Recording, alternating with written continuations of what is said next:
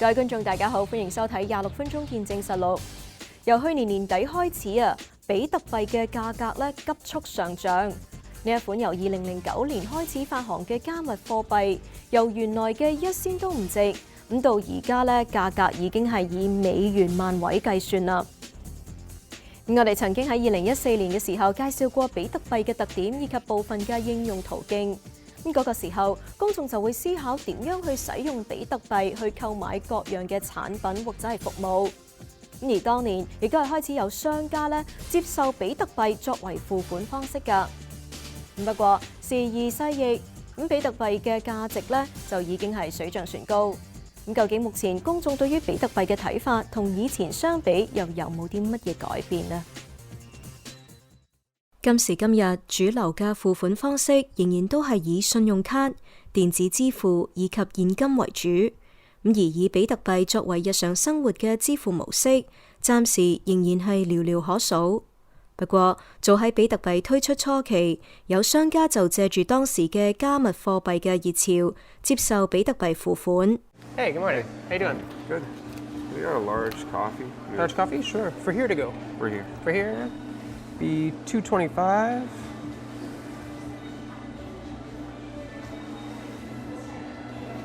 Thing with Bitcoin? Yep.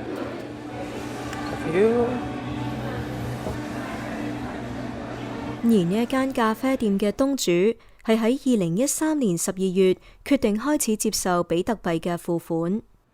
It's good. It's interesting. I mean, people are excited, which is interesting. So that's a neat plus for us too. You know, people are excited that the opportunity to spend Bitcoin. I mean, we were approached a while ago, and at the first, I was hesitant to accept it here, just because we weren't unsure of how we can spend it. Because being a small business, we want ways that we can turn that Bitcoin into money for ourselves and stuff. So it's interesting. I think it's growing, and right now, it's a small risk for us because it's not a huge amount of money. If Bitcoin becomes a huge part of our daily sales, then we'll have to evaluate and figure out how we can make that a bigger part of our business. 除咗接受比特幣作為付款方式之外，當年亦都有唔少同比特幣相關嘅周邊設施。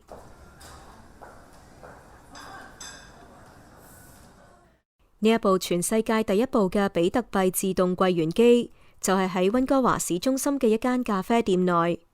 據當年嘅職員話，忙碌嘅時候，排隊嘅人龍曾經係達到25人左右。呢一部機器自2013年10月設立至當時，已經有超過3000人使用，預計交易總額達到200萬。There are online exchanges, such as CoinTrader.net, which is one that we've actually developed. And you can go there and you have people from around the world that are buying and selling. So you have people that are selling at a certain price and people that are buying at a certain price. So it's kind of like the stock market. So wherever people agree to buy and sell is the price. And so it moves. So the ATM is connected to the market live. So you might go there now and the price will be different in 5 minutes, tomorrow. So it's all dependent on the live market supply and demand. 7年之後，我哋再次嚟到屬於同一集團嘅呢一間咖啡店內。但係喺店內，我哋就再冇睇到有比特幣櫃員機嘅蹤影。喺呢一度工作咗大約1年半嘅咖啡店經理 Carl 表示，喺啱啱入職嘅時候，店內仍然設有比特幣自動櫃員機。嗰陣時其實就喺呢個鐘嘅樓下個位嘅啫，其實仲有㗎，咁都有人用緊嘅，其實嗰段時間，但後尾就我諗係關於即係 Covid 之後嘅事咧，就應該就開始就逐漸一間鋪咁消失咗啦。不過 Carl 表示，相比起當年好多人排隊輪候使用比特幣自動櫃員機嘅情況，近年呢一股熱潮就似乎減退咗唔少。雖然仍然有顧客會詢問能否使用自動櫃員機，不過實際上可能每隔2-3日先至會有幾個使用者。的確唔會有嗰個情況發生，係啦，咁都比較上安靜嘅，咁可能真係亦都唔會話有排隊嘅情況出現，即係甚至我做嘢嗰陣時咧，都基本上你唔會發現有人用緊 Bitcoin 嘅 ATM machine 嘅。而呢一間連鎖咖啡店曾經有一段時間都接受顧客使用比特幣付款，不過卡爾指出呢一個措施都已經取消咗好耐。比特幣嘅價格近期大幅上漲，咁喺今年1月嘅時候，價格仍然處於3萬美元水平。短短3個月之內，比特幣嘅價格已經翻咗1倍。咁喺3月中嘅時候，一度突破6萬美元嘅關口。呢一輪嘅急升，令到公眾更加留意投資比特幣作為資產升值嘅潛力。卑斯大學教授 James Brander 喺2014年曾經指出，當時佢就已經認為比特幣存在泡沫成分。Bitcoins remind me of the high-tech internet bubble. There's a lot of enthusiasm. It seems exciting. It seems new. The value of the Bitcoin has risen, although it's been volatile. It's gone up and down, but overall it's gone up since it was introduced. So it reminds me of these internet stocks of 1999, 2000. I think it is a bubble. So I would be very cautious about using Bitcoins or storing much wealth in Bitcoin. 由於現時比特幣再度備受公眾關注，咁我哋再次採訪 Brander 教授，佢認為呢一次嘅升浪係由於喺疫情期間各國政府嘅量化寬鬆政策。Now there are good reasons for the price of Bitcoin to rise. The most important reason is that because of COVID, governments have pumped a lot of money, a lot of liquidity into the economy, which will create inflationary pressures. So, if inflation is going to occur, paper currencies, Canadian dollar, US dollar, will decline in value. You would expect Bitcoin to rise. 不過佢並唔認為通脹壓力足以解釋咁龐大嘅升幅。佢提出目前嘅情況係唔同投資者之間對比特幣都存在一個升值預期，而呢一個預期會喺短期之內引致價格大幅度上升。但係同樣亦會慢慢咁變成一個投機泡沫。It's really all about expectations. That is, in early October, people started thinking, hey, there's going to be inflation, maybe I'll buy some Bitcoin. And then people realized, well, look, other people think there's going to be inflation, so they're going to buy Bitcoin, so maybe I'll buy Bitcoin before they do. And then when they buy, I'll be able to sell at a higher price. And then, sure enough, the price went up, so people are thinking, well, the price is going up, maybe I'll buy some more now, and maybe the price will go up more. And it just keeps going up as long as people believe it's going to go up. That's how a speculative bubble works. 而佢就直言，從未諗過比特幣能夠升到目前嘅水平。I never did. The kind of speculative bubble that we saw in 2017-18 was not that unusual for an asset of this type. The price jumped up and then it fell down to about a third of its peak value. So, yeah, that looked like what you might expect, but the extent of this run-up, this bubble, if it is a bubble, has surprised me. I would not have expected it to go this high. So I'd certainly be nervous about buying it now, although a lot of people are, and even some big companies, banks and so on, are looking at adding Bitcoin to their portfolios. 喺今年1月份，美國電動車製造商 Tesla 購入咗15億美元等值嘅比特幣。另外，紐約梅農銀行亦都指將提供客戶比特幣等其他加密貨幣嘅交易服務。隨住更多機構投資者追捧以及持有比特幣，無疑係加強咗個人投資者嘅入市意欲。Carl 除咗喺咖啡店工作之外，佢本身亦有從事財務策劃嘅背景，因此佢早喺幾年之前已經留意到比特幣，並且有少量投資。我自己本身係一個財務策劃師嚟嘅。咁其實亦都相對會對於自己嘅財務嘅規劃上邊都會有一啲叫做分散投資嘅呢個組合。咁其實 Bitcoin 喺我嘅組合上邊亦都係只不過係佔咗一部分，因為佢簡單容易就可以買得到，同埋佢入場費比較低嘅。所以相對喺我嘅組合嚟講，我覺得比較可行嘅。目前 Carl 嘅投資組合之中有大約20%係比特幣，主要係當作一個避險工具。而 Carl 亦都坦言，現時只係純屬將比特幣當作一項投資項目，並冇打算使用比特幣進行交易。其實我就反而未有呢個諗法住嘅。其實最大嘅原因，我諗因為 Bitcoin 嘅價格啦，個波動都比較偏大啊。咁啊，亦都相對上使用 Bitcoin 去做一個貨幣咧，我覺得仲係未相當一個叫做非常可行，因為佢每一次可能如果做 transaction 嘅話，其實我諗另一邊嘅嗰個對家，其實佢哋都會有一個 fee 嘅。咁其實個 fee 可能都唔係講緊好似 ATM 咁樣講0.幾蚊就可以做到一個 transaction。咁所以其實好多所謂嘅 Bitcoin 嘅 transaction 其實都相對真係叫昂貴啦。咁我亦都覺得買家或者賣家都好，其實都唔係一個而喺呢個時勢裏邊都唔係一個非常可行嘅一個貨幣嘅轉換方式啦。面對近期比特幣價格瘋狂上升，卡爾表示的確有留意更多比特幣嘅消息。佢認為比特幣作為投資工具嘅特點係能夠獨立於各國嘅經濟系統。純粹單講 Bitcoin 咁樣啦，咁其實佢就唔會話真係因為國家嘅政策或者佢哋即係個別嘅個人政策或者係個別嘅國家嘅嗰啲策劃啦，其實去引致到一個叫做 Bitcoin 嘅波動。咁啊，所以其實如果即係好似近排啦，咁啊 GME 爆升咁樣啦，咁啊股價爆升都好，或者係美國股債下降又好，佢哋其實都唔會話因為呢啲所謂嘅國家嘅嗰啲叫做市場嘅波動啦，其實會受到影響，反而係真係講緊Bitcoin 自己本身嘅 demand 同埋 supply 去做一個先會有一個好大嘅波動嘅。咁所以我覺得喺呢一點嚟講，其實係其他嘅財務即係嗰啲叫做投資工具啦，其實未必帶到出嚟嘅，反而 Bitcoin 係帶到出嚟嘅一個方針。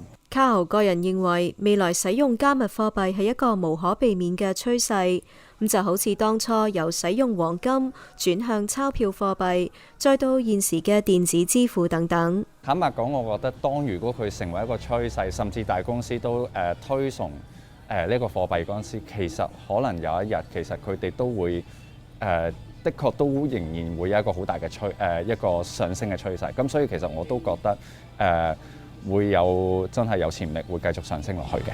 所以如果係嘅話，喺呢一刻嚟講，你對 Bitcoin 其實係有信心嘅，喺將來發展係有信心嘅，的確。雖然比特幣嘅面世已經係超過10年，但係大眾對於比特幣嘅印象就好似只係停留喺其大幅波動嘅價格。而相比起一般嘅貨幣比特幣目前嘅定位就更加似一款嘅投資工具。究竟比特幣係咪只係剩返作為投資嘅用途呢？我哋下一節返嚟會再睇。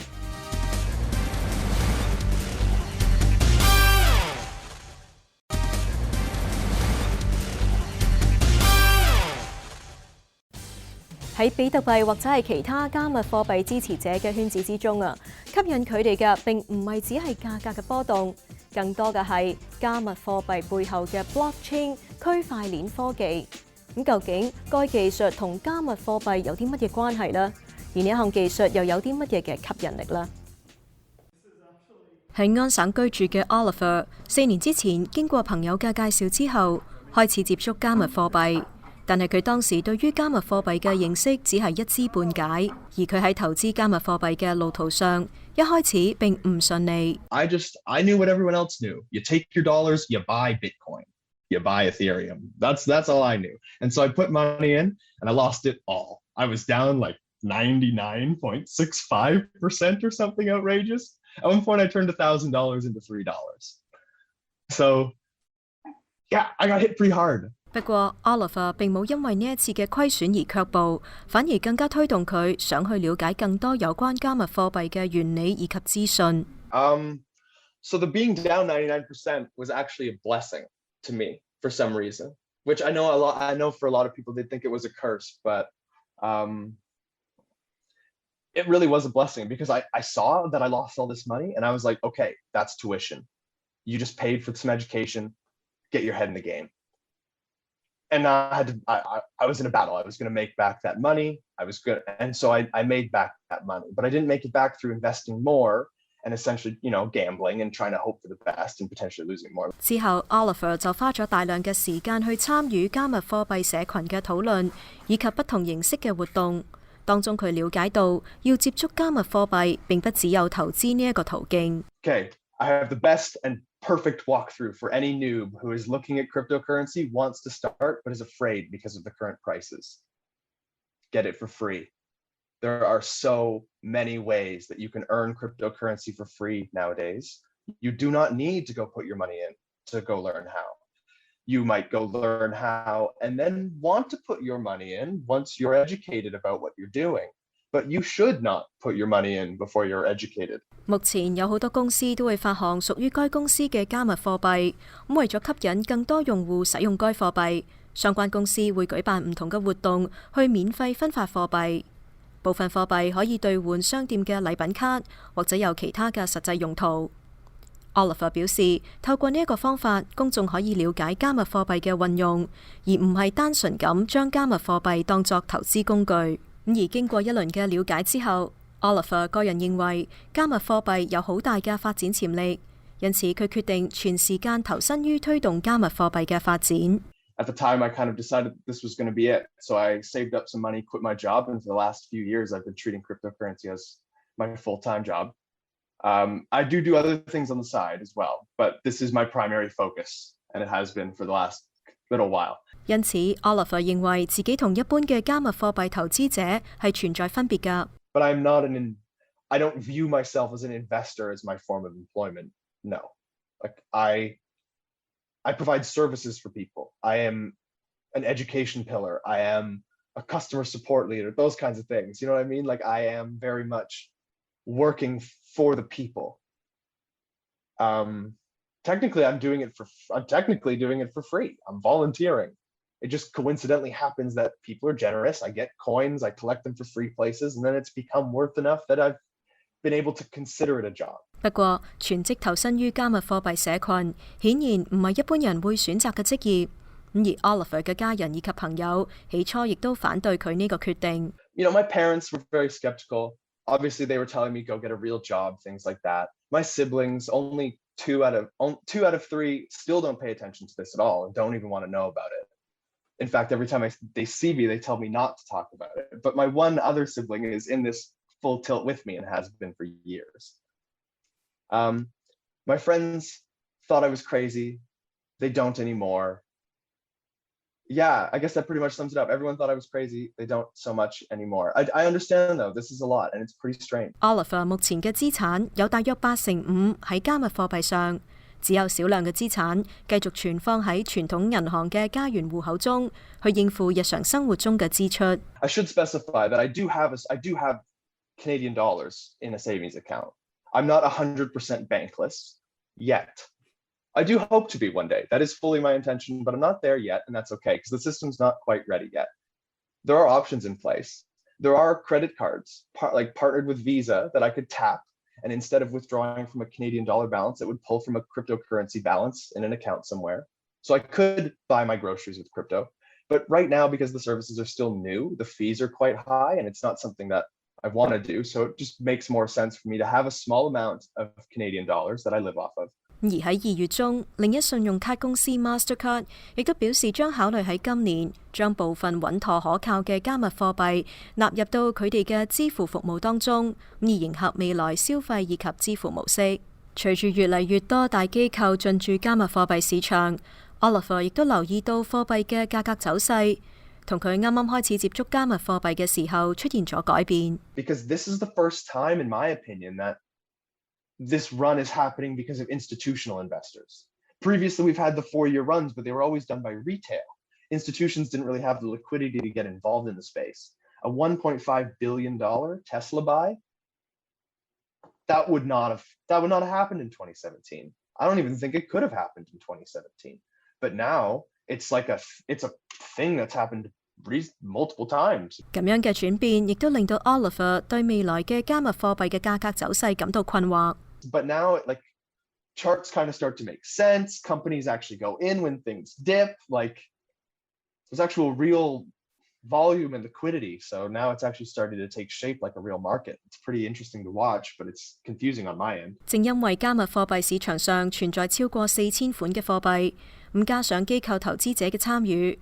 Oliver 亦都坦言，未來將會出現更多不確定性。In cryptocurrency, you never know. Anything can happen.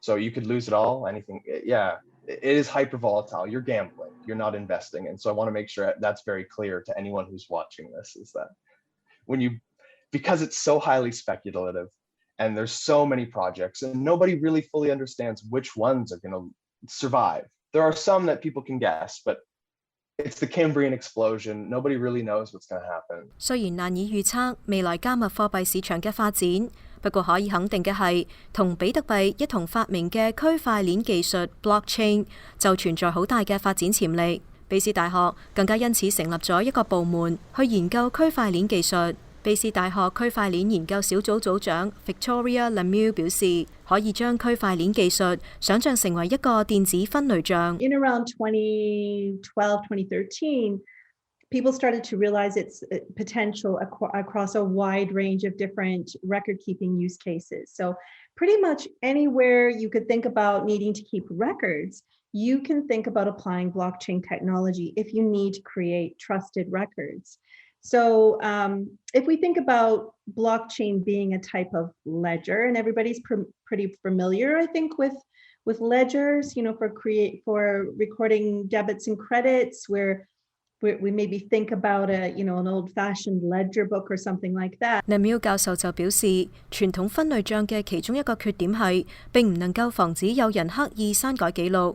不過透過使用區塊鏈技術就可以解決呢一個問題。It creates trusted records by cryptographically locking or chaining those records. First of all, in an ordered fashion on a chain of transactions, and then what it does is it also distributes copies of the ledgers out to different participating nodes in a network. So think about it as, you know, I have my copy of the ledger, you have your copy of the ledger, Bob and Alice have their copy of the ledger, and we have a consensus mechanism or a protocol for how we all agree that our copies of the ledger all match together. And in this way, if I change one of the entries in my ledger, you're going to know that because my ledger is not going to match what your ledger says or what Bob and Alice's ledger says. So you'll know that I've done something. 正因為區塊鏈技術擁有呢一個特點，咁所以就非常適合喺物流、金融交易記錄等範疇上應用。而另一個常見嘅應用範疇就係確認重要文件嘅真確性。Another use case that we're seeing is in the verification of credentials. So, you know, you have a university degree and you want to be able to prove to an employer, for example, that, you know, here's my university degree, it's authentic. So blockchains can be used to verify your credentials by, you know, putting the credential or representing that credential as a token, and then being able to make a verifiable claim that goes back to a blockchain register to actually verify that claim that you're making about having a university degree is true. 最近區塊鏈技術就應用到藝術拍賣嘅領域，咁有賴於一種名為 NFT 嘅非同質化代幣。咁該代幣嘅特點係不可分割、複製以及係獨一無二㗎。咁由於藝術品市場經常出現難以辨認真偽嘅問題，而收藏家買咗 NFT 認證嘅藝術品，就等同擁有該作品嘅獨一擁有權，從而大大提高收藏價值。What basically these NFT tokens do, as I was saying, is they allow you to take something that's a real world asset. So it could be an artwork, it could even be land, it could be cars, it could be, you know, it could be any asset.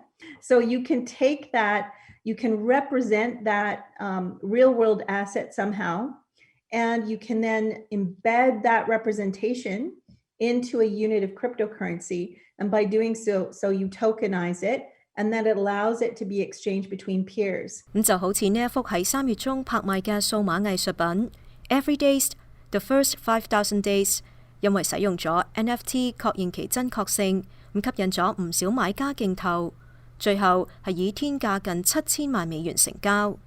咁既然區塊鏈有咁多應用層面，又係咪代表現時值得去投資同區塊鏈相關嘅比特幣呢？ Lemieux 教授就認為要將比特幣以及區塊鏈技術分開嚟睇。Now we're seeing a more mature attitude toward implementation of blockchain. We're still grappling with a lot of challenges. It's still an emerging technology, but it is a more mature approach to the technology. Cryptocurrency is a different, even though it leverages blockchain technology, it's a different, animal or beast, so to speak. And you have to look at that and value it separately. I think. 比特幣以及區塊鏈技術嘅出現，都代表住科技不斷嘅創新。咁或者有朝一日啦，加密貨幣咧會突破其投資以及投機嘅形象，會發展出普及嘅用途。不過目前，如果喺未了解清楚嘅情況之下投資咧，就好大可能會招致巨大損失啦。咁各位喺投資之前就謹記要三思啦。好啦，今集嘅節目時間呢又差唔多啦。咁如果觀眾對我哋嘅節目有啲乜嘢意見嘅話，係好歡迎以電郵嘅方式同我哋聯絡㗎。咁如果想重溫翻今集嘅節目，亦都可以上到去我哋嘅網站，點擊節目重溫一欄。